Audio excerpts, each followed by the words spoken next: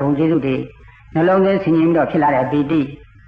ဝိပဿနာတရားအားထုတ်လို့ဖြစ်လာတဲ့ပီတိတွေကတော့ပီတိတန်ဖိုးစဉ်ထိုက်ပါတယ်အဲ့ဒီပီတိတွေဖြစ်လာပြီဆိုလို့ရှိရင်စိတ်ဓာတ်တွေတက်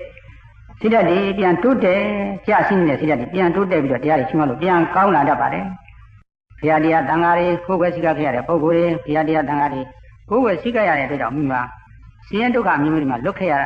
တာသူများတွေဘေးရန်အန္တရာယ်ပြရမယ်ကိုဘေးရန်အန္တရာယ်မှာလွတ်ခဲ့ရတာကိစ္စဩဝါဒတွေလွတ်နဲ့မြောက်ခဲ့တာဂုဏ်တော်တွေများပွားများတဲ့ပုဂ္ဂိုလ်တွေအကျိုးတရားတွေခံစားရရှိတာသိကြရတယ်အဲဒီဂုဏ်တော်ရဲ့ဘုရားဂုဏ်တော်တရားဂုဏ်တော်တန်ဃာတော်နဲ့ပြန်ဆင်ခြင်လိုက်တဲ့ကမိမိခုလိုယက်တည်နိုင်တာဘုရားတရားတန်ဃာတွေကိုတကယ်ယုံကြည်ကြီးနဲ့ကိုယ်ဝယ်စိကခဲ့လို့ပဲလို့ဝမ်းမြောက်ဝမ်းသာနှစ်တဲ့အာရမှုပီတိတွေမဖြစ်တတ်ပါဘူးလား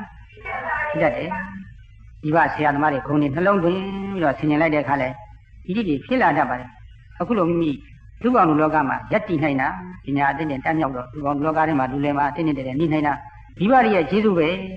ဒီဘသင်္ခါရပညာတွေသင်ပေးလို့ချင်းမြောက်ခဲ့လို့အခုလိုနေနိုင်တာပဲအခုလိုလိမ္မာရေးချရှိတော့လူပေါင်းလူလောကမှာနေနိုင်တာပဲလို့ဒီဘရဲ့ဂုဏ်ကျေးဇူးတွေပြန်ဆင်ခြင်လိုက်တဲ့အခါနှစ်တဲ့အာရမှုပီတိတွေဖြစ်လာတယ်အဲ့ဒီပီတိမျိုးတွေကြတော့ဘောဇင်ထိုက်တယ်တရားရအကြောင်းပဲစိတ်ရည်ကြားသွားလို့ချင်းအဲ့ဒီယန္နာသုံးပါးကိုစိတ်ကြရတဲ့ဂုဏ်တွေပြန်နှလုံးသွင်းဆင်ခြင်မိပါရဲ့ဆရာသမားရဲ့ဂုဏ်တွေပြန်နှလုံးသွင်းဆင်ခြင်လို့ချင်းပီတိတွေဖြစ်လာလို့ချင်းစိတ်ဓာတ်တွေပြန်ပြီးတော့တိုးတက်လာတတ်ပါတယ်ဒုတိယဥပဒါတရားတွေအားထုတ်တဲ့အခါမှာပီတိတွေဖြစ်လာတယ်အဲ့ဒီပီတိတွေဖြစ်လာပြီဆိုတော့စိတ်ဓာတ်တွေတိုးတက်နေပြီဟုတ်လို့ကောင်းနေတာပါဥရိယပြညာမရောက်တဲ့ယောဂီပုဂ္ဂိုလ်ပီတိ၅မျိုးဖြစ်ကြပါတယ်တဲ့